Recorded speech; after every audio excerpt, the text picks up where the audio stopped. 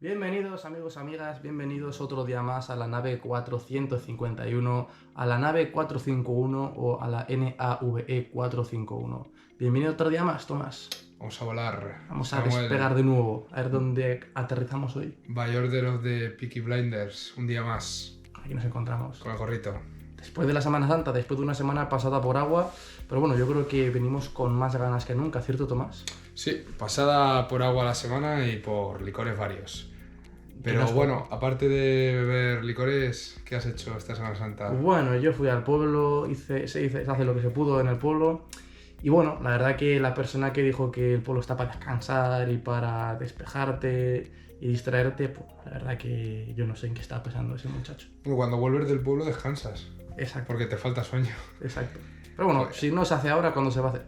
Bueno, también se pueden hacer más cosas en el pueblo. Yo vi, por ejemplo, empecé a ver The Wire. Oh, The Wire. Hemos tenido un problema con la cámara, pero bueno, nada que no se pueda arreglar en unos segundillos. Estamos hablando de The Wire, Tomás. Que me empecé a ver esta Semana Santa, ya tenía ganas porque algunos la ponen como una de las series top de la historia, sobre todo porque dicen que es muy realista, que abarca muchas perspectivas y que cada temporada se enfoca en un sector concreto al que afecta la delincuencia. La primera es la policía, luego también en otra temporada es la política, la justicia me parece, la educación, y es una serie pues que lo engloba de manera muy general y muy cruda en Baltimore, donde justo a principios de esta Semana Santa se derrumbó el famoso puente de la ciudad, que de hecho sale bastante en la segunda temporada, que vi varios fotogramas por Twitter, aunque todavía no la haya visto.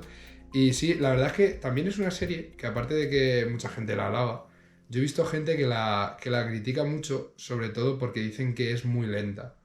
Y yo en realidad, a ver, no he visto tanto de la serie como para poder hablar como si me la hubiera visto entera, pero yo realmente, por lo que he visto, lo que me parece no es que sea una serie lenta, sino que es una serie que, aunque a nivel narrativo no sea lenta, porque a mí me entretiene bastante, sí es un poco corta de planos. O sea, hace menos planos y más largos y más estáticos de lo que se hacen en las series actuales y en las películas. Entonces el espectador de 2024 está acostumbrado a un tipo de ficción en la que hay muchos planos muy cortos, con mucho movimiento, mucha acción, y claro, pues The Wire no es tan frenética, por así decirlo, y eso puede hacer que gente enganchada a ese tipo de contenido tan frenético, ¿no? Pues se aburra un poquito con la serie, pero yo de momento lo que estoy viendo me gusta bastante. A ver, yo creo que acabas de resumir un gran problema que ocurre actualmente en la sociedad, y es por qué la gente ahora no ve cine clásico, por qué no ve películas antiguas.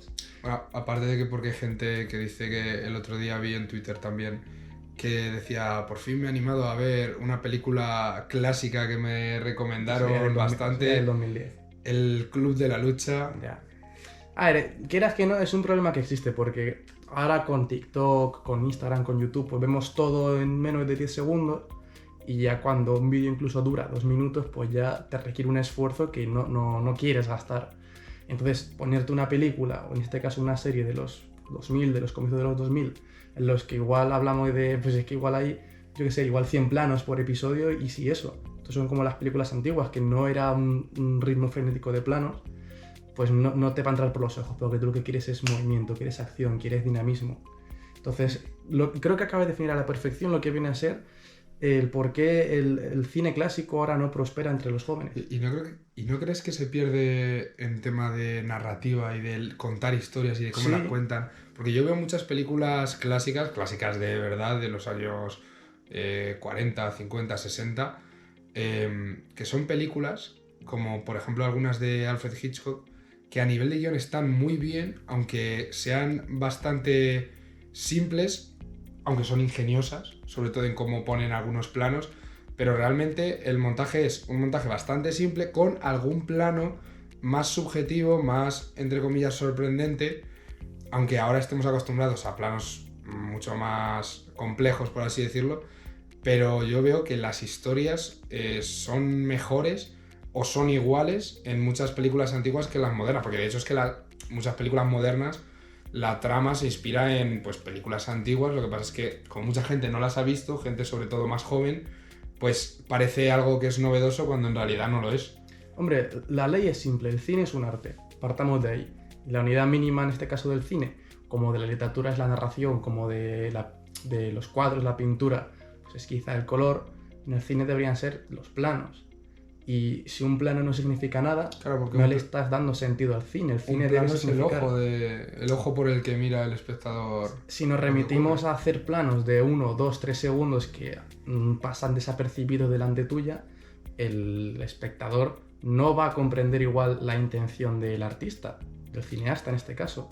Y ese es el problema. El problema es que ahora no tenemos la paciencia de... Tampoco es estar fijándose en un plano, porque automáticamente si el plano tiene cosas que decirte, va a hacer que te subyuguen de alguna manera. Tú no vas a analizar allá, pues pasa esto, esto y esto. Eso lo hacemos los locos igual como nosotros. Pero tú cuando ves la película por primera vez y ese plano tiene intenciones, de manera automática te vas a sugestionar. No sugestionar, perdón. Vas a comprender igual las intenciones de dicho autor. Y eso es lo que debe ser el cine. El cine debe ser una mezcla de planos, una concatenación de planos que guarden su lógica interna para con el discurso interno narrativo y para con el discurso de la película en sí. Claro, es que... Ahora no hay eso. Ahora quizá hay un poco de desorden, hay un poco de es todo muy frenético. frenetismo. Sí, es que además también, claro, es difícil hacer una película con pocos planos y enganchar al espectador cuando a día de hoy, por ejemplo, una película antes a lo mejor tenía un plano que duraba 20 segundos y era completamente normal, o la mayoría de los planos duraban eso, y sin embargo hoy con 20 segundos te ves un TikTok que dura, o sea, que tiene 5, 6, 7 planos en 20 segundos. O sea, va a plano por segundo también. Claro, es difícil acostumbrarte a plano por segundo y de repente pasar a ver planos largos. Aunque en realidad el plano, si está bien puesto, lo que debería importar es dónde está colocada la cámara y lo que también se cuenta en la propia historia, lo que esté siendo. Es obvio que los tiempos cambian, hay que adaptarse también a la modernidad del siglo XXI. Quizá ahora se opta más por un cine de montaje y quizá ahora, dado que a los planos no tienen tanta importancia, generalmente, en plan, tampoco nos malentendáis, quizá ahora el montaje, el ritmo de los planos es lo que tiene más importancia sobre el contenido de los mismos. ¿Tú qué opinas, Tomás? ¿Qué es más importante el montaje que el plano en sí? ¿O al revés? Es que, claro, también, más que el montaje, yo diría que muchas veces los efectos especiales también es un menor importante. El glutamato claro, visual. porque cómo montas un plano, una cosa es una película que no tenga muchos efectos especiales. Tú tienes tus planos y los tienes que montar, entonces les das un sentido, pero una película en la que se graba una persona con un fondo verde, es que claro, al final, en base a los efectos especiales, puede cambiar totalmente, porque al final eres tú el que pone el fondo, o sea, da igual. Estás grabando en un sitio con una pantalla. ¿Tú crees que eso es cine? A ver, sí, porque si no... O sea, por esa regla de tres, si dijeras que eso no es cine porque tiene muchos efectos especiales, la animación tampoco sería cine. Pero no me refiero a eso, porque, por ejemplo, hay una anécdota en el rodaje del Hobbit con Ian McKellen, el actor de Gandalf. Era Ian McKellen, ¿no? Sí. Que, claro, en El Señor de los Anillos sí que se optó por el ingenio, por usar la perspectiva, que si Gandalf es mayor que los hobbits, pues le ponen más cerca de la cámara y a los hobbits más lejos. Claro, es lo bonito del cine, en cierto modo. En el Hobbit no fue así. En el Hobbit recrearon un plató para los enanos y otro para Gandalf. El plató para Gandalf era un plató verde. Las cabezas de los enanos eran pelotas de goma. Entonces, ¿qué pasa? Que Gandalf se frustró. No, Ian McKellen se frustró y dijo, es que yo no he sido actor para hacer esto, para trabajar con pelotas verdes. Sí. Y pasó algo parecido en Star Wars, en las precuelas, que se abusó igual del croma y yo creo que pierde la gracia. Tienes que ser buen actor para luego hacer una interpretación buena delante de tantas paredes verdes. A ver, yo creo que eso es un problema más de actores que un problema de espectador, porque el espectador, si ve la película con el resultado final, le da igual cómo se haya grabado y lo difícil que le haya sido al actor. Lo que le interesa es que los actores actúen bien, que el CGI se vea bien, porque claro, también si es un CGI cutre y canta mucho, pues al final a la gente no le gusta. Sobre todo ahora acostumbrados a un CGI prácticamente hiperrealista que muchas veces pasa desapercibido. Pero claro, yo entiendo que un actor se pueda frustrar porque claro, si le pones en una habitación llena de elementos verdes y tienes que interactuar con ellos como si fueran personas, pues a ver, claro, yo si fuera actor actuaría mejor delante de una persona que me está dando mis réplicas y se está moviendo por la sala y etcétera, que delante de una pelota verde. Bastante bien lo hacen algunos, que nos quejamos igual bien. Y te paras a pensarlo y dices, pero muchachos, si es que estás hablando con una pared. Y también, eso es un tema interesante, porque yo hice unas prácticas en una escuela de actores y entonces, pues claro, estuvimos grabando unos cortos con actores y tal, y la mayoría coincidían, prácticamente todos, en que preferían antes el teatro que el cine. Les gustaba mucho más. ¿Por qué? Porque un actor o una actriz que haya hecho teatro y que haya hecho cine, que haya probado las dos cosas, el teatro es mucho más real. Porque claro, el cine un día, por ejemplo, tienes que grabar una escena aislada y la grabas 5 veces, por ejemplo, o 7 o las que haga falta. Y a lo mejor un día grabas 3 planos. Y puede que el primer día de rodaje grabes el plano del final de la película. Y claro, eso al final pues hace que no estés tan conectado con la historia como si hicieras un teatro que al final tú representas en tiempo real. Si dura 1 hora y media, como 2 horas, representas tu obra de principio a fin, con el resto de actores, todo el rato, la trama va en orden y al final los actores lo disfrutan mucho más porque tienen como un par de horas en las que desenvolverse junto con el resto de compañeros, además con un público al que pueden ver, que les aplaude, que ríe, que llora con ellos, y es mucho más real y más emocionante. Que se ha cortado otra vez. Sí, a ver, termina de hablar. Que eso, que yo realmente si fuera actor preferiría 1000 veces hacer teatro a hacer cine, por lo puramente artístico, luego ya por dinero podría ser otra cosa. Eso me ha recordado una cosa que leí en el libro de Esculpir en el tiempo, el Andrei Tarkovsky. Él lo que hacía muchas veces para rodar algunas escenas era no desvelarle al actor lo que iba a ocurrir. También eso hay muchos directores y guionistas actuales que lo hacen mucho.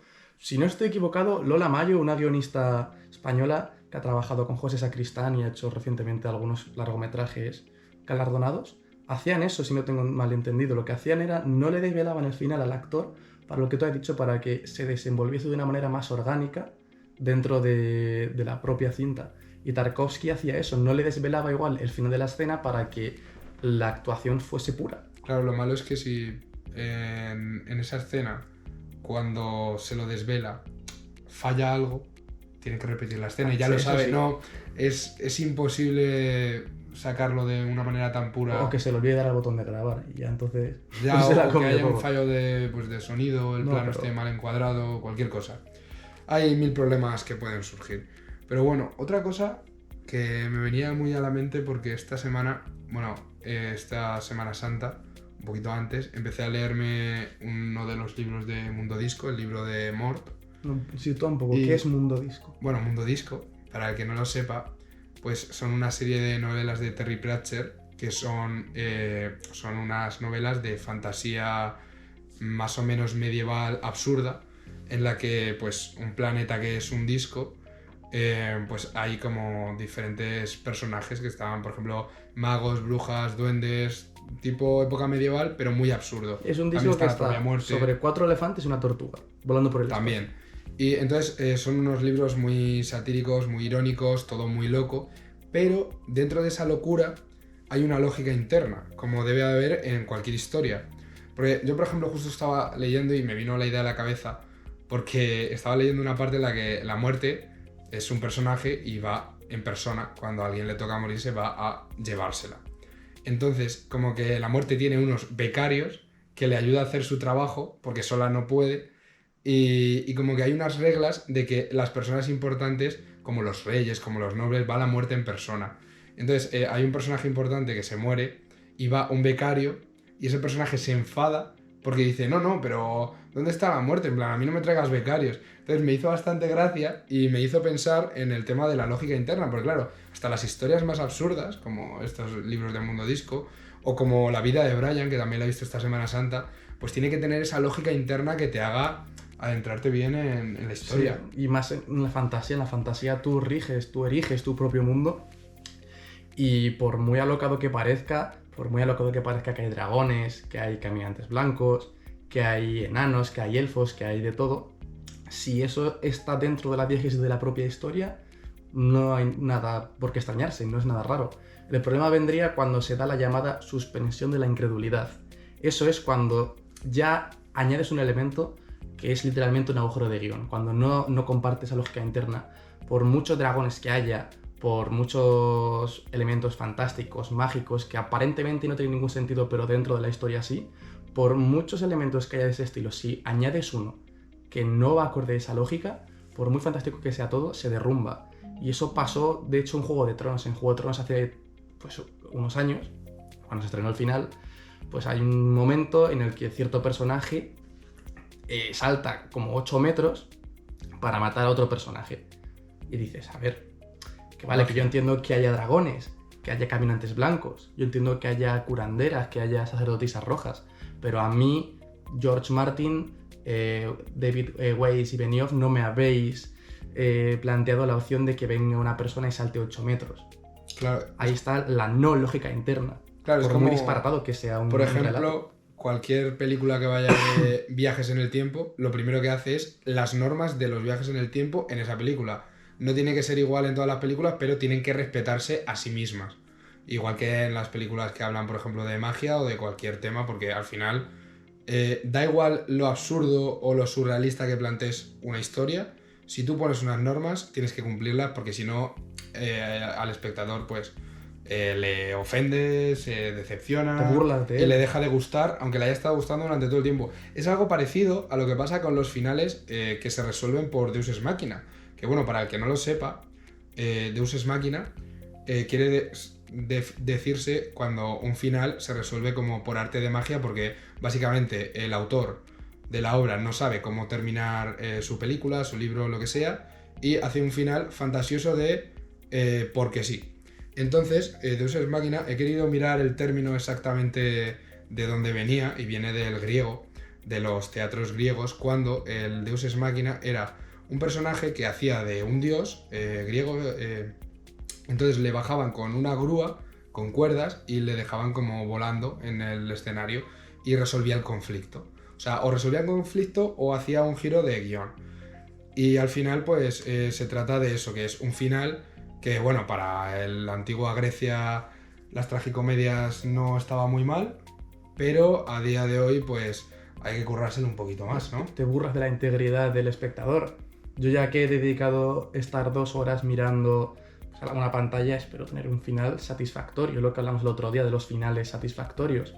Si tú, como guionista, no eres capaz de concluir tu historia, no hagas esa historia. ¿Recuerdas algún final de Deus Ex Machina? A ver, en Juego de Tronos, el final de Juego de Tronos de por sí es un Deus Ex Machina. No voy a decirlo porque seguramente haya mucha gente que no esté en Juego de Tronos, pero hay un canal de YouTube, un mágico canal de YouTube, que es el de Jordi Maquiavelo, que tiene un vídeo muy bueno que explica también lo del MacGuffin, explica la suspensión de la incredulidad, explica el Deus Ex Machina en este vídeo. Este vídeo trata acerca del episodio 3 de la 8ª temporada de Juego de Tronos. Yo ahí aprendí al menos qué es el Deus Ex Machina, y gracias a aprender quizás esos elementos narrativos te puede llamar mucho la atención a la hora de construir historias, a la hora de saber el esqueleto, el mecanismo de las historias. Y también de entender por qué una película o una serie no te gusta, porque al final te decepciona tanto. Sí. Es, por ejemplo, lo que pasaba en España con Los Serrano. Que Los Serrano, de repente una serie con un montón de temporadas, capítulo final, cómo acabará todo, era un sueño de resines. Ya, me has preguntado antes por Deus Ex Machina, en Star Wars. Muy sencillo, en Star Wars episodio 4, cuando Darth Vader está a punto de matar a Luke en el corredero este de la Estrella de la Muerte, Sí. viene Han Solo y ¡pam! Dispara Magia. a Darth Vader y aparece de la nada, que se había ido aparentemente. Eso es un Deus Ex Machina. Cuando dices, ostras, el protagonista está hasta el cuello. Sí, imposible que salga de esta. Bueno, pues revive, ya está. Pero bueno, Vale. quieras que no, entender esos elementos. Yo, por ejemplo, gracias a Juego de Tronos, gracias a lo mal que se hizo, gracias al Deus Ex Machina que hubo, gracias a las suspensiones de incredulidad que se hicieron, yo gracias a eso me animé a iniciarme, a interesarme más por el mundo de la historia, por el mundo de las historias, de los relatos, del guión, porque ver esos fallos en esas grandes películas que de alguna manera te han estafado, porque te han estafado. Cuando a ti te han vendido una historia buena y luego acaba de esta manera y dices, yo quiero algo bueno. Gracias a todo eso, tú aprendes a luego ver finales buenos. Y tú, si te dedicas a este mundo, a hacer finales buenos. Por eso es muy importante a la hora de escribir no lanzarse delante de un folio en blanco, sino investigar, documentarte y si acaso empezar por el final. Porque del final puedes ir hilando y puedes ir tejiendo tramas, giros verosímiles. Porque como decía Jordi Maquiavelo, una buena historia es impredecible pero verosímil, no impredecible pero inverosímil. Si fuese inverosímil sería lo que hablamos de que no hay lógica interna y queremos que haya lógica interna. Claro, lo más difícil es eso, que sea impredecible pero verosímil. Claro, que tenga sentido. Sin embargo, si haces una película, por muy sorprendente que sea, si al final te lo sacas de la manga de aquella manera, pues al final arruinas un poquito la película. Por mucho que el viaje te haya gustado. Hay una manera, que también se suele llamar fiat, que el fiat es algo parecido múltipla al Deus Ex Machina. El fiat es como que tú has hecho cierto planting y luego al final hay cierta casualidad que se cumple por ese planting. Pero bueno, es como un Deus Ex Machina más disfrazado y un poco que te puede colar más. Es cuando lo planteas, es el payoff narrativo, el planting previo. Sí, pero bueno, por lo menos lo has planteado. Cosechas claro. Y luego siembras. Pero es que sembrar por arte de magia sin cosechar, difícil. Bueno, cambiando de tema, aunque siguiendo un poquito con el tema decepciones, voy a variar un poquito. Decepciones a manías. ¿Alguna película a la que le tengas manía? Te lo tengo clarísimo. A ver, yo sé que es una película muy buena, sé que es una película que gusta mucho a la gente, pero a mí es una película que yo la vi la primera vez y me sentí indiferente. Y no es que tenga nada en contra de esta película, pero sencillamente no me gusta, es mi opinión. Y esta es El silencio de los corderos. Hostia. También hace muchos años que no la veo, Igual ahora la veo y le doy otra visión, pero al menos la vez que la vi, dije, vale, está bien, pero no... Y la gente decía, joder, está muy bien la película. Y digo, vale, sí, es una película que está bien hecha. Hannibal Lecter es increíble, Jodie Foster actúa de una manera magistral. Pero por cierta manera es una película que a mí nunca me ha llenado. Bueno, has dicho que le tienes manía al silencio de los corderos. Bueno. No estoy de acuerdo, pero para nada, vamos. No, lo sé. Me parece muy buena. Bueno.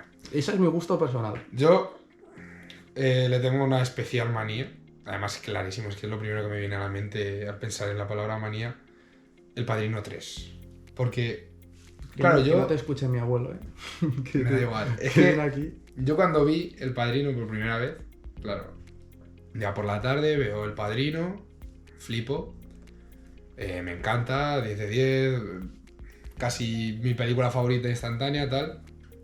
Al día siguiente, pues, corriendo a ver El Padrino 2, igual, no sé si es más buena la 1 o la 2, madre mía, qué locura, me vuelvo loco a ver la 3. Será la mejor. No, la mejor no, pero más o menos si se parece un poco bien.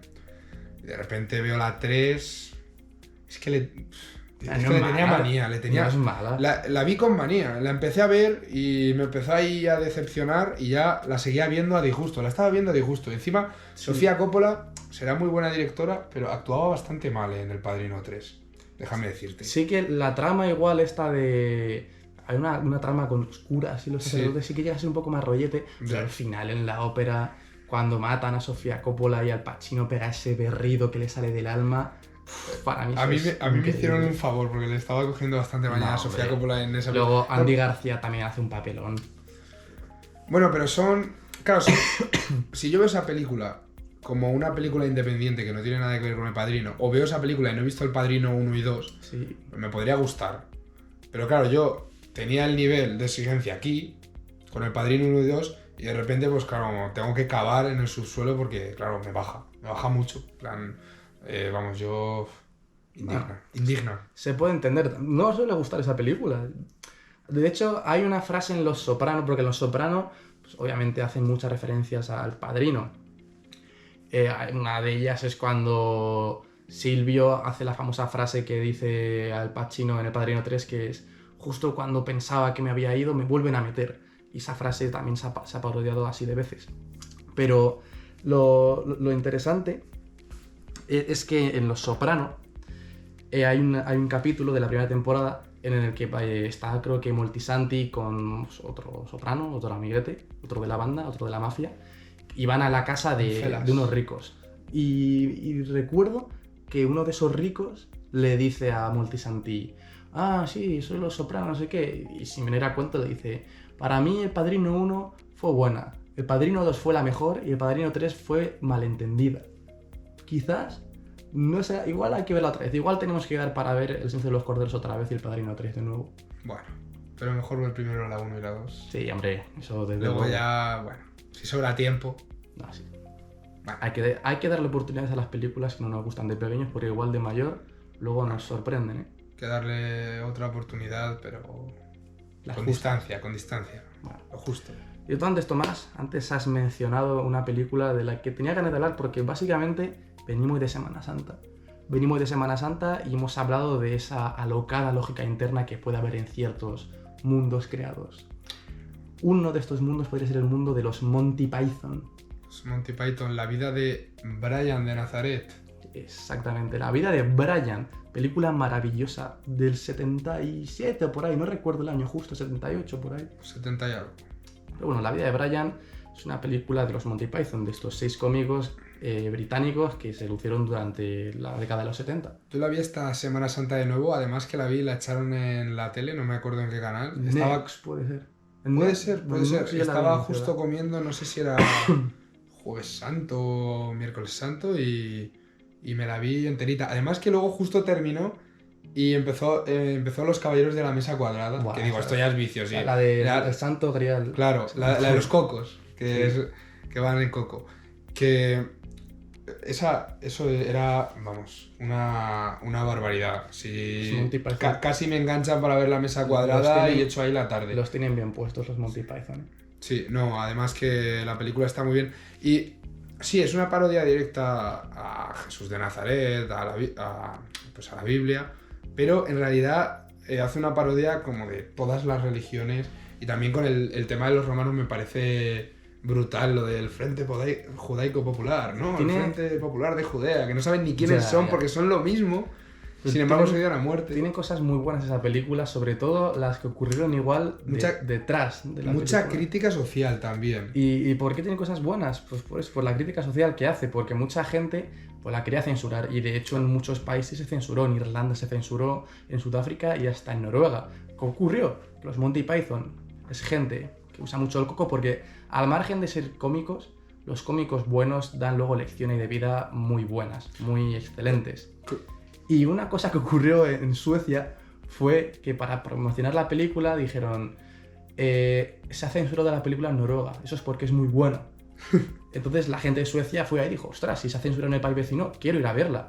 Y al final a los censores les sale el tiro por la culata porque cuando pretendes ocultar esa obra maestra, lo más normal es que te caiga del techo. Eso pasaba en España con muchas películas y la gente se iba a Francia a ver películas. En España, de hecho, se censuró y luego terminó estando en cartelera 2 años seguidos. Madre mía, es que además es una película porque, claro, tú la ves y la primera capa, bueno, están un poco a la par, crítica religiosa y crítica social.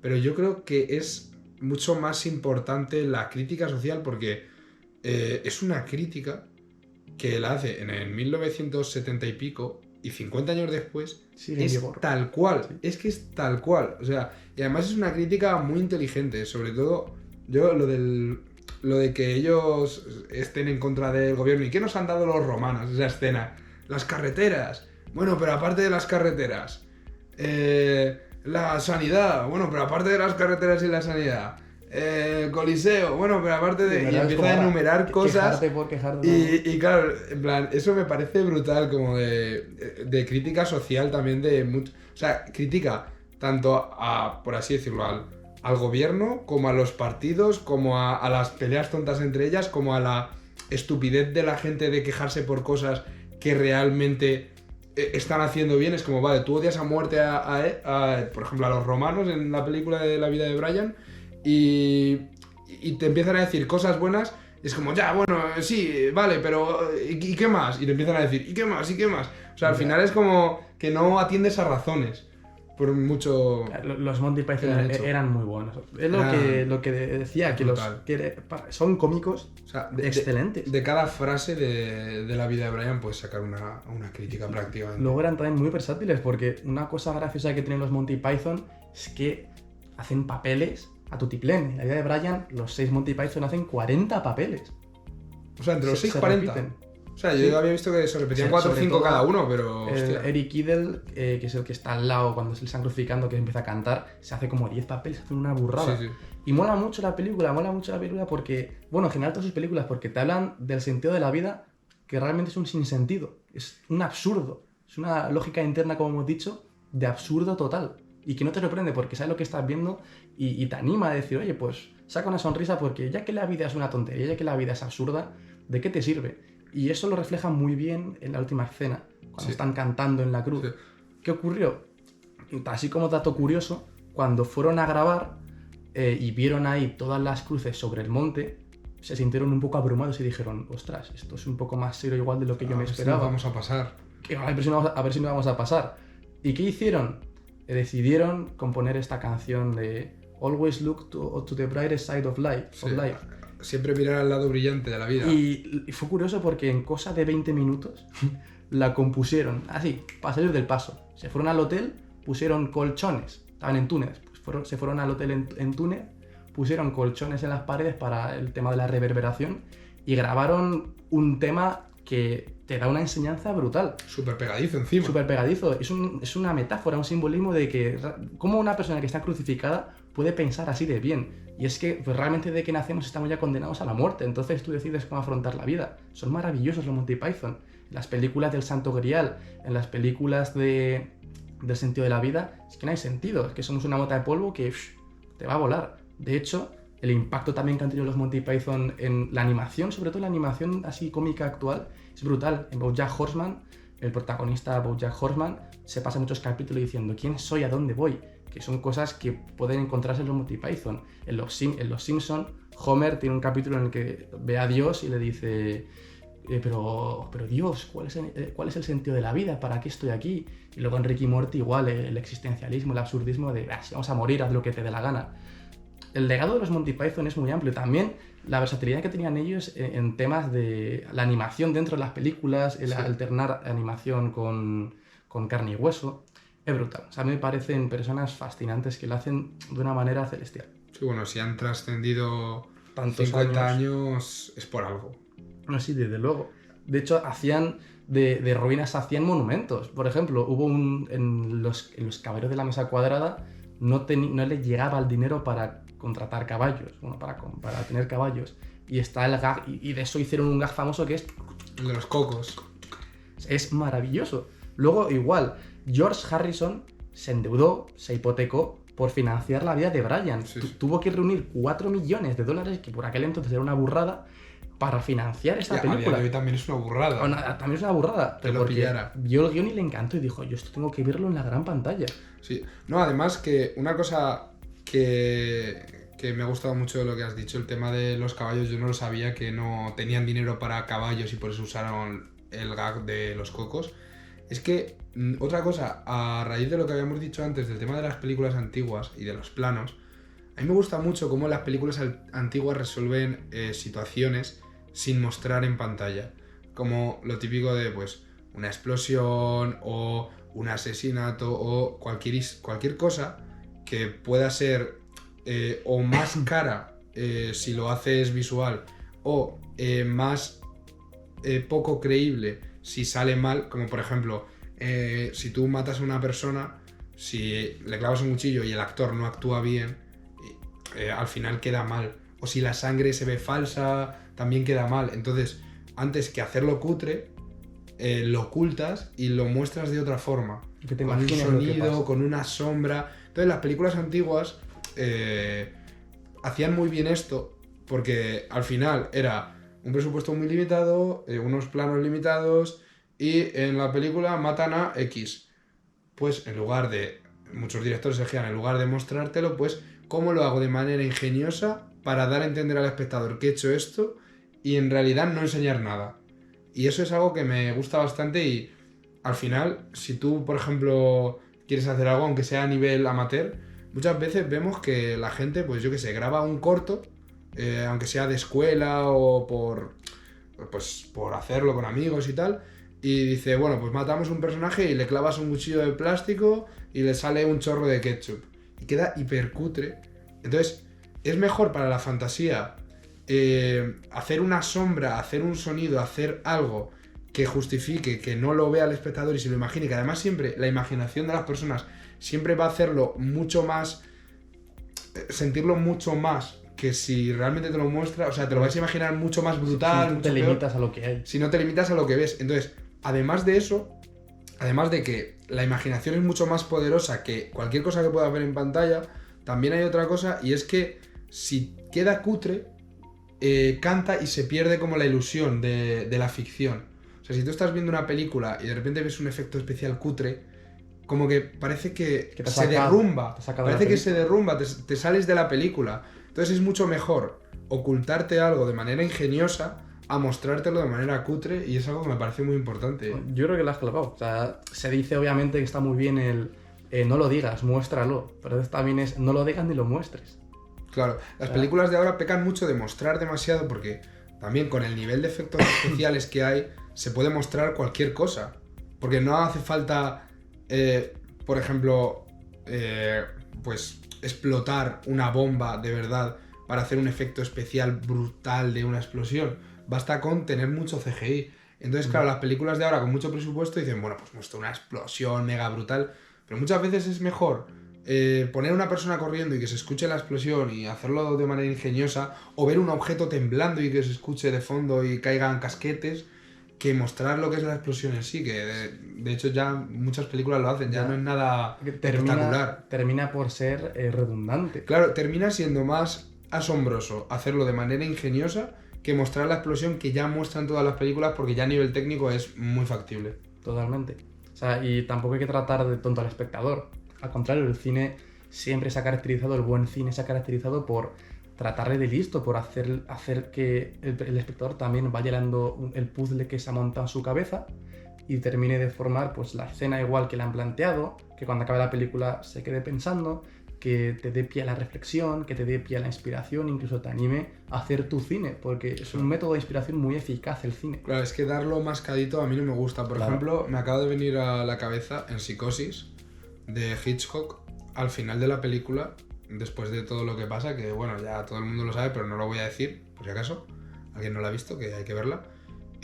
Al final llega una persona y explica cómo era la mentalidad de Norman Bates y por qué hizo lo que hizo y lo que le pasaba con tal y con cual.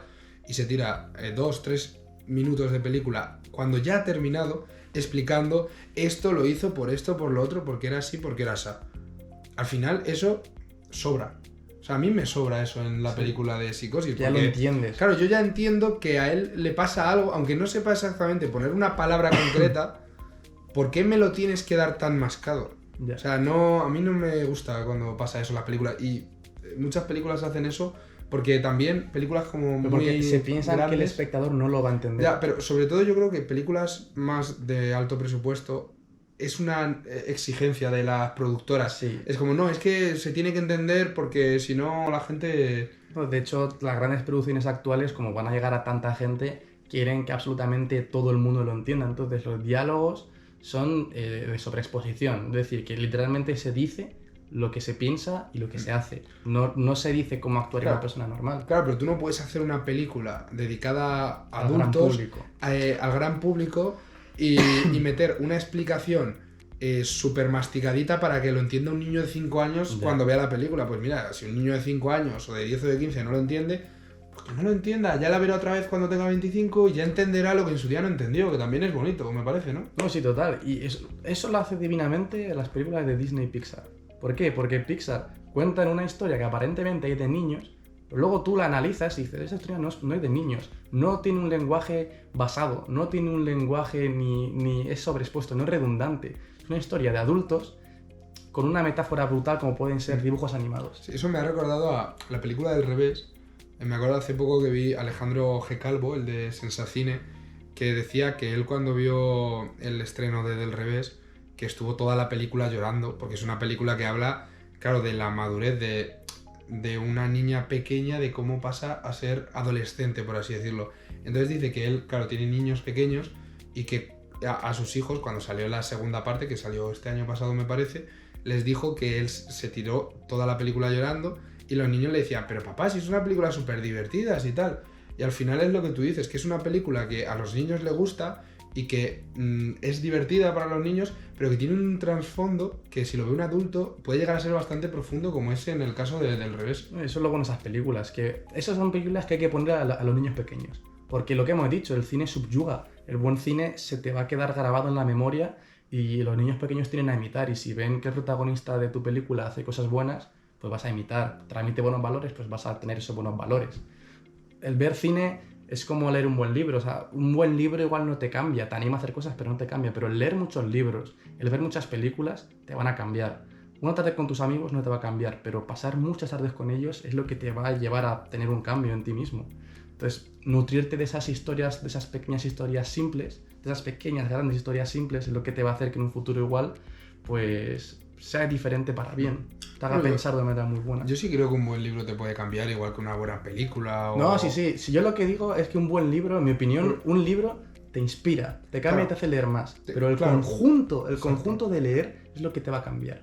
Sí, claro, pero el detonante ha sido un buen libro. Claro, porque te anima. También muchas veces es lo que pasa, ¿no? En el colegio te ponen libros que no te gustan y te obligan a leértelos, te acabas mirando un resumen por internet y claro, cuando has empezado a leer 3 o 4 libros del colegio y te has leído 5 páginas, te aburre, que es imposible poder con eso. Ya. Y claro, es que le pones a un niño de 13 años un teatro clásico de la Edad de Oro, por ejemplo. Claro, al final eso al niño le aburre. Ponle un libro que sea más interesante para su edad, libro, yo qué sé, de Jerónimo Stilton, y pues al final se va a entretener más, o un Harry Potter, o algo que a un niño le pueda gustar y decir, quiero otro.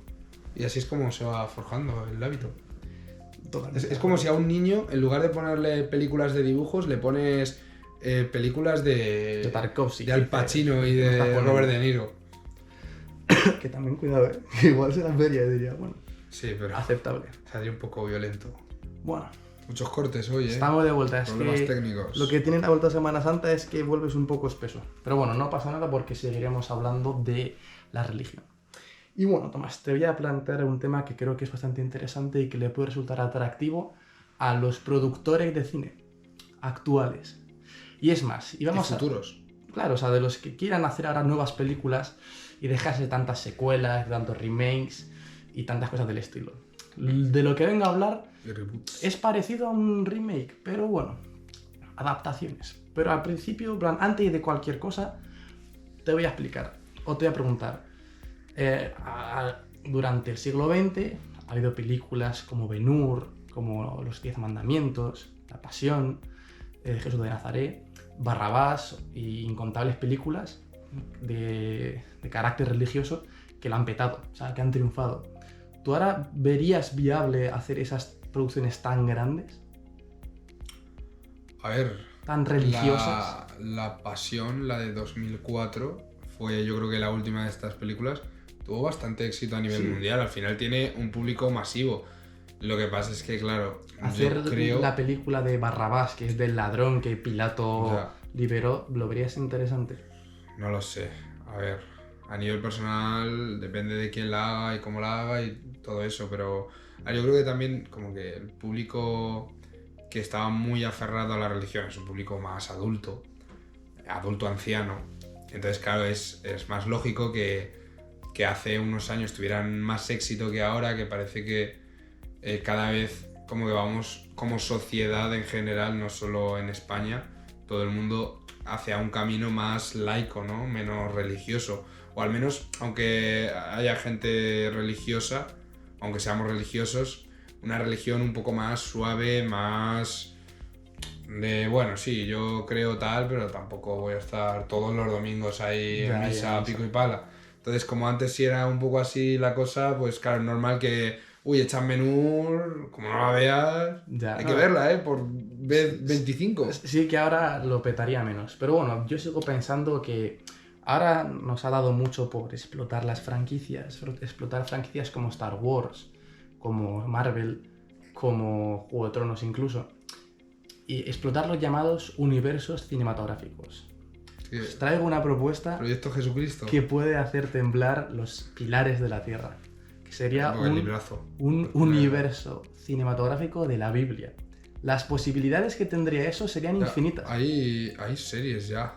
Yo he visto cuando era pequeño en clase de religión en el colegio, había como unos VHS, me parece que eran, creo que había de dibujos y no sé si había también en Los míticos personas reales. de dibujos, tío. Yo Sí, me acuerdo. había de dibujos de capítulos de la Biblia y también había series con Pero personas reales. yo me refiero que tengan relación entre ellas. Como Marvel Sí, sí. tiene 3 fases, ¿no? La fase 1, la 2 y la 3. Pues que tienes ahí desde el Génesis hasta el Apocalipsis. Claro que sí, que era ahí Antiguo Testamento, Claro. Adán creó a Eva. Fase 1. En plan, ¿tú qué metes en la fase 1? Claro, Antiguo Testamento. Y Moisés, fase 2, Abraham, la creación. Fase 2, Nuevo Testamento. yo creo que empezaría con Belén, así el nacimiento de Nuevo Testamento. Jesús, y acabar con la muerte de Cristo. ¿O eso lo dejarías para la fase 3? No, yo haría fase 1, Antiguo Testamento, fase 2, Nuevo Testamento, fase 3, como que empezaría a meter como historia del cristianismo, por así decirlo, Después, como ajá. religión, cómo se fue formando como religión, cómo fue creciendo, como... Sería interesante. La Claro, Biblia como es las un guión. iglesias, las catedrales, como los pilares de la tierra, que lo has dicho antes, que me parece un librazo. Yo la verdad es que creo que lo metería así. Hay muchas ideas, hay historias a tutiplén de la Biblia. Sí. Y ya no solo de la Biblia, sino de otras religiones, hay historias fascinantes. A mí hay una que me llama mucho la atención, que es la de Abd-ar-Rahman. Abd-ar-Rahman pues venía de una familia que gobernaba por entonces el Emirato dependiente, creo que era de... No, perdón, el Emirato dependiente era España. Bueno, gobernaba en la época de... Habría más de un emirato, digo yo. Claro, la dinastía de Abd-ar-Rahman eran como los máximos exponentes allí donde estuviese más en auge el imperio islámico. El caso es que mataron a toda su familia y Abd-ar-Rahman fue parecido a la boda roja de Juego de Tronos. Mataron a toda su familia y Abd-ar-Rahman tuvo que venirse a España. Y poco a poco empezó a conquistar Al-Ándalus. Que me corrija algún historiador porque estoy hablando un poco así de oídas y seguro que estoy metiendo la pata hasta el fondo, pero bueno. Por resumirlo, Abd-ar-Rahman vino aquí a España después de que su familia hubiese muerto y aquí en España conformó creo que el Emirato Independiente de la época del Islam. Del Islam aquí en España. No me acuerdo, pero el caso es que me parece fascinante esa historia de cómo una persona... Córdoba era califato, ¿no? Esa no es la diferencia entre un emirato y un califato. El de Damasco. Era Emirato dependiente de Damasco. Entonces, Abd-ar-Rahman creo que vino aquí y formó el Emirato Independiente. Como que si fuese un término independiente al Andalus. Es fascinante cómo una persona que ha perdido todo allí en su tierra viene aquí a España y se le da su imperio, se forma su propio imperio. Pero hay historias así a tutiplén religiosas. Yo pensaba que ibas a contar el cómo lo hizo, ¿no? No, ya a mí de por sí me parece fascinante el viaje de ir de allí de la época de Damasco hasta aquí, hasta España, y cómo tú forjas tu propio imperio. Hay historias muy buenas, religiosas, de cualquier religión que existan, sobre las que se pueden hacer películas fascinantes. Abd-ar-Rahman, en mi opinión, sería una película muy buena. Al igual como muchas de la Biblia también. Hay uno que no me acuerdo cómo se llama, justo lo escuché ayer, que dentro de... Bueno, tú sabes la filosofía que es el estoicismo. Los estoicos. La conoces, los estoicos. Bueno, pues dentro de la filosofía estoica, que bueno, la filosofía estoica, así a grandes rasgos, es una filosofía que había en la antigua Grecia, que comenzó, que ahora está como muy de moda en redes sociales y eso, y básicamente la filosofía era actuar con virtud, intentar ser estoico, controlar las emociones y más o menos pues ser resiliente con las cosas que te pasan. O sea, básicamente es ser lo mejor persona que puedas, intentar ser justo, intentar hacer cosas como para tu buen provecho y el de los tuyos y enfrentar las adversidades de la mejor manera que puedas, intentando como mantener la calma lo máximo posible. Básicamente eso es el estoicismo. Por dentro de la filosofía estoica, es que no me acuerdo cómo se llamaba, pero había uno de estos grandes filósofos estoicos, que algunos eran reyes, eran superpoderosos. Había uno que era un esclavo, no me acuerdo ahora mismo cuál es. Es que si digo un nombre, a lo mejor voy a decir el más rico de todos, entonces mejor no. El estoico pero esclavo. había uno que era esclavo y como tenía tal ansia de conocimiento y era tan inteligente que su amo le permitió ir a estudiar pues a una universidad, no existían en la época, pero le permitió ir a una escuela cerca de la ciudad en la que vivían y aprendió de unos maestros y era buenísimo en filosofía y entonces al final acabó su amo liberándole al ver lo bien que trabajaba y lo inteligente que era. O sea, al final acabó liberándole. Es una historia digna, de superación, claro. De bonita. Y a ver, es que es cierto que la mitología, también, ya no solo la religión, mitología griega, romana, puede servir de inspiración a la hora de hacer muchas de estas historias. Por ejemplo, tú leíste recientemente el libro de Aquiles o de Circe. Que son libros Aquiles, aparentemente... La canción de Aquiles. Aparentemente, pues eso, basados de la mitología. La mitología es un mundo súper amplio, la religión y la mitología es un mundo súper amplio para sacar y extraer ideas muy buenas. La mitología griega romana, que bueno, la romana es un poco la griega cambiando nombres. Ahora me van a matar, pero no lo estoy diciendo literal. Pero es más o menos parecida. Vamos a decir inspirada, que si no me matan. No, de verdad. Que en un short con el anterior capítulo me mataron por una cosa parecida, pero bueno, Ese no es el tema. Que al final a mí me parece como bastante buena. Era como la fantasía de la época, ¿no? Mira, de hecho, historias muy buenas. De hecho, voy a soltar un dato curioso. Para mí, mira, en cada programa me propongo soltar un dato de John Ronald Reuel Tolkien, el escritor del Hobbit, El Señor de los Anillos, y futuras obras póstumas como El Silmarillion, Cuentos Inconclusos, etc. Pues lo cierto es que Tolkien, él era filólogo de lengua inglesa, de muchos tipos de lenguas, y cuando estudiaba, incluso antes de estudiar, a él le fascinaba la mitología griega y la romana. ¿Qué ocurrió? Que dijo, joder, me encantaría que la mitología inglesa fuese buena. O ya no que fuese buena, sino que simplemente existiese. Y se la inventó. Y Tolkien, que se inventó a los elfos, inventó a los orcos, inventó a los enanos, inventó a los hobbits, se inventó un lore extensísimo como es el del Señor de los Anillos, como es el del Silmarillion, que tú lo ves y es un lore que dices, madre mía, esto parece real. Desde el comienzo con Eru Ilúvatar, con los no me acuerdo de los nombres, los dioses estos, eran 7. Bueno, el caso. Los 7 que tocaban la canción. Es un lore increíble. También Tolkien explica cómo se crea la luna, cómo se crea el sol. Que al fin y al cabo, el Señor de los Anillos es un apartado muy pequeño en todo lo que creó Tolkien.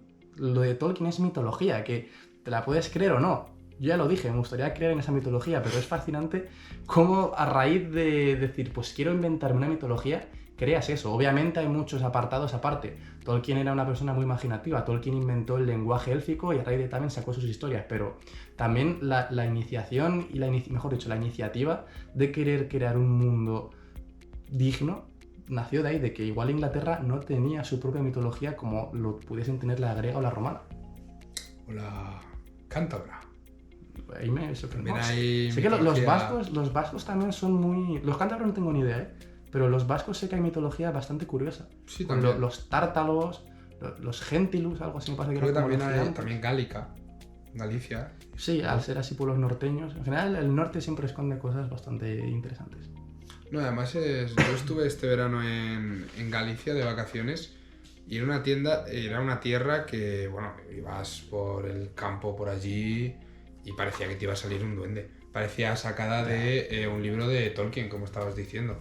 La verdad es que el paisaje es muy bonito. Además, como es un sitio donde llueve mucho en periodos cortos, pero sale el sol... Es un sitio con mucha vegetación y, claro, la vegetación está muy fresca, muy húmeda porque llueve mucho y es un sitio de verdad de Señor de los Anillos. Es maravilloso. Algunas zonas en las que estuve. Simplemente maravilloso. Es precioso.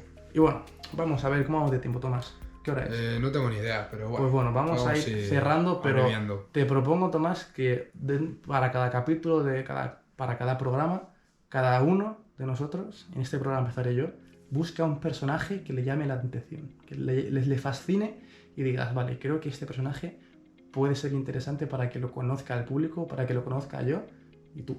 ¿Pero de ficción? De lo que quieras. ¿De la vida real? Un personaje. Yo en este caso he encontrado a una persona que no conocía, pero que recientemente me interesé por la banda sonora de Taxi Driver. Dije, ¿por qué el saxofón ese? Entonces empecé a investigar y me topé con Bernard Herrmann. Bernard Herrmann es un compositor musical, como bien podréis saber por lo que acabo de decir de Taxi Driver, que es celebérrimo. ¿Por qué? Porque Bernard Herrmann probablemente sea igual el Hans Zimmer de nuestra época. No, aparentemente por el nombre no se sabe quién es, pero Bernard Herrmann compuso obras como Ciudadano Kane, como Vértigo, como Psicosis. La escena de la ducha fue compuesta por él, y obviamente como Taxi Driver ha colaborado con grandes directores como Orson Welles, Alfred Hitchcock, Martin Scorsese, Brian De Palma, incluso Robert Wise. Eso es lo que vas a decir, me lo contaste. Entonces, ahora vamos a empezar poco a poco a hablar de este, en mi opinión, fascinante personaje. Y lo cierto es que Bernard Herrmann perfectamente podría ser el auténtico Taxi Driver que no existió. Mejor dicho, que existió. Voy a repetir esta frase. Podría decir que Bernard Herrmann fue el auténtico Taxi Driver que existió en la vida real. Y vamos a ver por qué. Pues a ver, lo cierto es que Bernard Herrmann de pequeño desarrolló un talento innato por la música, sobre todo en temas de composiciones de películas. Y estoy hablando de los años 30. En los años 40 se puso en contacto con Orson Welles y compuso Ciudadano Kane. Casi nada, casi nada. Tú imagínate empezar y dar tus primeros pasos con Ciudadano Kane. También ayudó a realizar la famosa Guerra de los Mundos. Ah, la de radio. También ahí forma parte de Bernard Herrmann. Si es que Bernard Herrmann es un héroe en las sombras. Eso sí que no tenía ni idea. Ya solo con estaba en la ficción. Solo con la Guerra de los Mundos, con la escena de la ducha de Psicosis y con Taxi Driver, es que Ya, debe ser laureado ya. Pero es curioso. O con una de esas tres. Y vamos a ver, porque igual le debemos más de lo que nosotros pensamos. También con Orson Welles en esa época compuso El Cuarto Mandamiento, película que le fascina a mi abuelo y que os invito a verla. Así que apuntaoslo. El caso es que se desarrolló como compositor y en los 50 se juntó con Robert Wise. Robert Wise fue un director famoso que, entre otras películas, dirigió Sonrisas y Lágrimas, si no recuerdo mal, y Ultimátum en la Tierra, que fue una de las primeras películas de ciencia ficción más o menos conocidillas. El caso es que al componer Ultimátum en la Tierra, conocida en inglés como The Day the Earth Stood Still, cuando compuso esa película, cuando compuso la banda sonora de esa película, John Williams era un criajo, era un crío, y al ver esa película se animó a ser compositor de bandas sonoras. O sea, gracias a que Bernard Herrmann compuso la banda sonora de Ultimátum en la Tierra, John Williams se animó a componer esas composiciones. Y no es casualidad que empezase o que diese sus primeros pasos con Star Wars, otra película de ciencia ficción como lo fue Ultimátum en la Tierra. Muy interesante, sí. O sea, muy interesante. Además que Ultimátum en la Tierra, aunque ahora no, o sea, la gente joven no la conozca tanto, yo no te voy a decir que la he visto porque no la he visto. No, yo tampoco la he visto. Pero me suena bastante y es una película de estas que el nombre está en el aire y cuando te suena el nombre de una película antigua es por algo. Algo tiene. Efectivamente.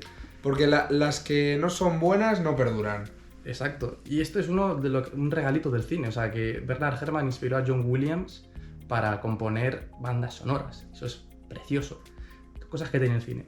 Pero bueno, sigamos con la vida de Bernard Herrmann. Y es que Bernard Herrmann era una persona complicada. ¿Por qué? Porque él quería ser director de orquesta. No quería componer bandas sonoras, pero bueno, se dedicaba a ello y pese a dedicarse a lo que igual no era su trabajo de ensueño, era perfeccionista y se esmeró mucho en hacer un trabajo muy bueno. ¿Qué ocurrió? Y ahora vamos a llegar a un dilema importante que lo dejaremos al final, pero bueno, lo lanzo ya. Bernard Herrmann perdió a mucha gente por el camino. Perdió amigos, perdió familiares, se quedó solo por hacer un trabajo perfecto, por hacer una obra imperecedera.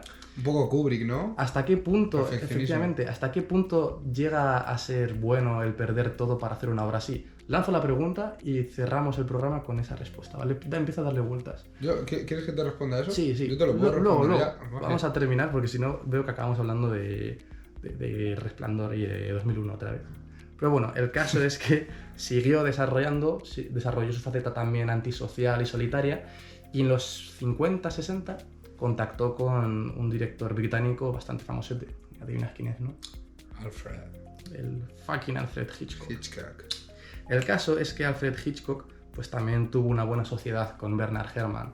Compusieron Que mató a Harry, El hombre que sabía demasiado, Con la muerte en los talones, Vértigo, la escena inicial de Vértigo de los giros, además de ser diseñada por Saul Bass, fue compuesta por Bernard Herrmann. He visto todas las que has dicho de Hitchcock. Y la escena de la ducha fue por Bernard Herrmann, el chin, chin, chin, Sí, eso es Bernard mitiquísimo. Herrmann. Y eso, de hecho, Hitchcock le dijo que esa escena tenía que ir sin música. Entonces, Hitchcock se fue de vacaciones y Bernard Herrmann le dijo, tú déjamelo a mí y cuando vengas lo ves. Entonces, Hitchcock volvió y tenía que ser así, tenía que tener música esa escena porque si no Tenía que perdía tener mucho. esa música. Exacto, no cualquiera, el chin, chin, chin, que luego es tan característico, es un sonido hiper famoso en el mundo del cine. No, y luego yo he visto, como decías, que él la quería sin música en YouTube.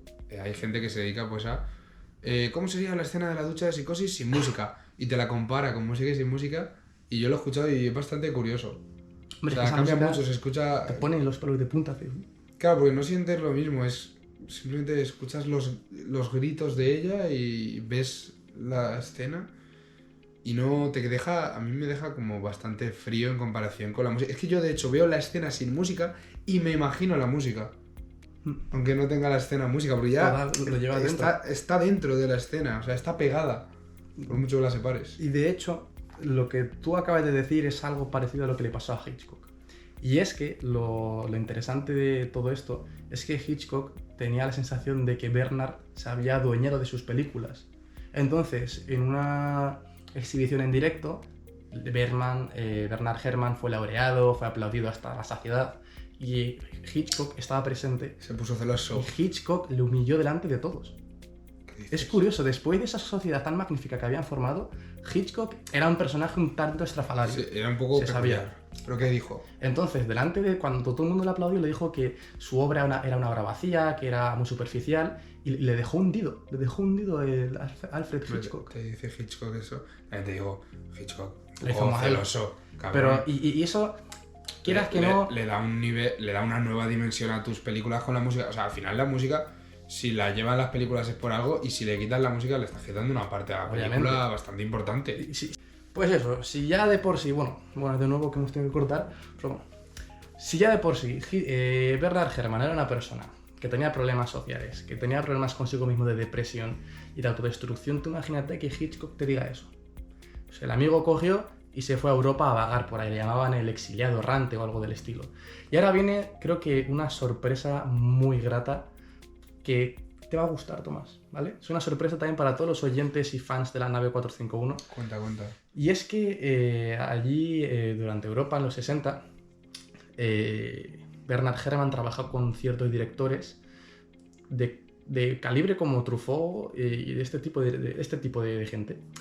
Y le compuso ciertas obras... Un tal Stanley. No, vas a ver. Le compuso ciertas obras a Truffaut.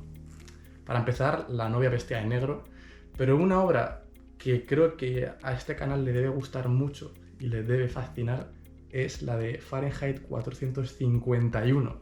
La adaptación cinematográfica de Fahrenheit 451 fue compuesta por Bernard Herrmann.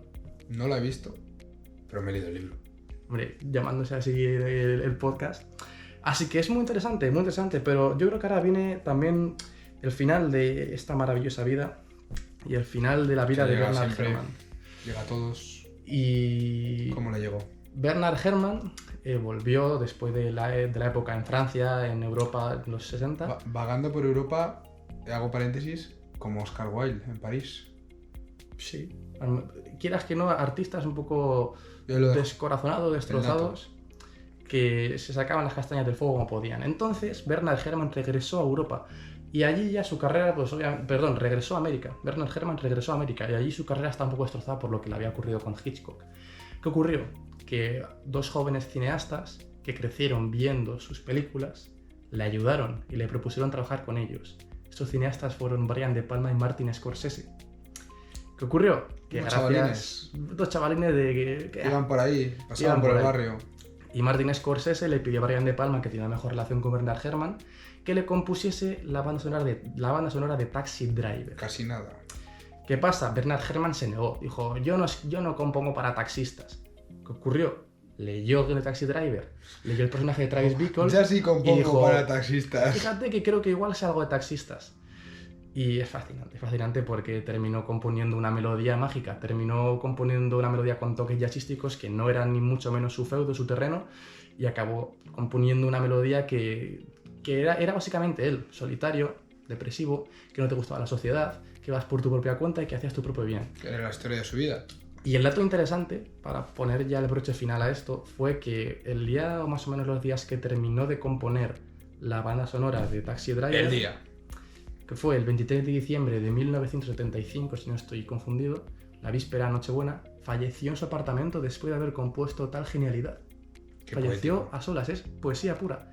Es un Taxi Driver, porque recordemos que Travis Bickle, Robert De Niro en Taxi Driver, se inmola, no se inmola, pero da lo mejor de sí para salvar a la gente. Porque quieras que no, vale, es un solitario depresivo, pero que salva a la gente.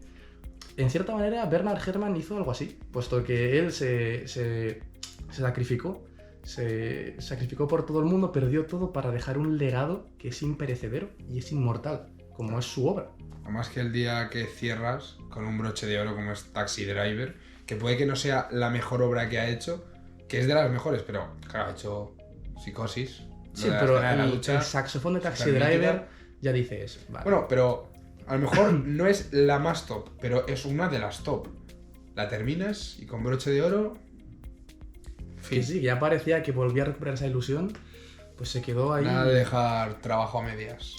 Pero la verdad que y por eso me parece una persona fascinante, Tomás. O sea, Bernard Herrmann. Bastante Apuntadlo porque Interesante. es muy interesante. Y respecto a la pregunta que te he hecho, ¿merece la pena sacrificar todo para tener un legado así? Menos mal que me la he vuelto a hacer porque ya no me acordaba. En pocas Pues- palabras, que le queda poca batería. Sí, yo la verdad es que diría que depende, porque hay autores que quieren hacerlo, como Stanley Kubrick, que sacrifica prácticamente su vida por hacer las mejores películas y por eso sacaba una película cada 10-15 años y hacerlas perfectas todas.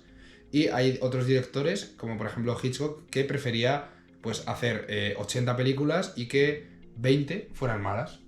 Ensayo y error. Entonces eso ya es un poco a gusto del consumidor, ¿no? Si hay alguien que es más obsesivo, más perfeccionista, preferirá, como por ejemplo Tarantino, yo voy a hacer 10 películas y me retiro, pues querrá hacer 10 películas lo mejor posible. O hay otros directores que dicen, bueno, pues a mí me da igual hacer 40, aunque 10 no sean tan buenas o 15. Hay que entender que cada uno es diferente. Eso está claro. Para gustos, colores. Y bueno, Tomás, creo que la cámara nos está pidiendo que ya cerremos este podcast que ha sido no menos interesante. Una Sí. vuelta a Semana Santa un poco complicada por Ahora, los temas de cámara. Podemos de plantear audio, un tal. reto que es si alguien es capaz de ver el podcast entero y contar todos los cortes porque se nos ha parado la cámara 40 veces. Pero bueno, Número exacto. pensad sobre esta pregunta. Damos un esperemos sub de que melón. reflexionéis. Y bueno, si queréis que hablemos de algún tema en concreto, pues no tenéis que decirlo y ya está. Y hablaremos, que temas hay. Si nos hemos dejado medio guión por decir, porque empezamos a hablar y nos vamos. Vale. El caso, Tomás, despide el programa. Pues nada, nos vemos la próxima semana y hasta pronto. Un besito. Nos vemos en el siguiente viaje. Aterrizamos. Adiós. Chao.